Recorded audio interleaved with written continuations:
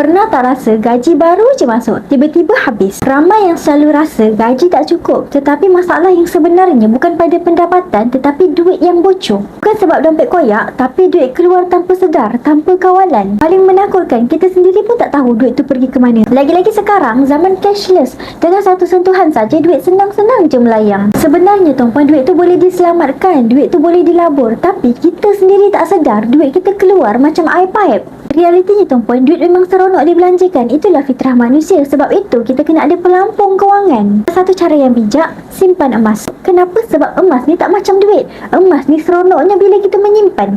Kita takkan jual emas semata-mata nak beli langsir baru ataupun nak tukar sofa baru. Takkan tuan-puan. Bila simpan emas, kita akan rasa sayang nak cairkan. Jadi, emas boleh jadi tabungan yang sebenar. Contohnya, kita simpan 300 tunai sebulan. Silap hari bulan, tinggal RM30 je hujung bulan. Tapi bila kita simpan RM300 dalam bentuk tunai, kita akan rasa sayang nak cairkan. Kadang-kadang tuan-puan, bukan kita tak boleh nak menyimpan, cuma platform simpanan kita yang kurang tepat. Jadi tuan-puan, jom menabung emas bersama Public Gold. Daftar akaun percuma sahaja. Saya bantu cara bermula. Assalamualaikum.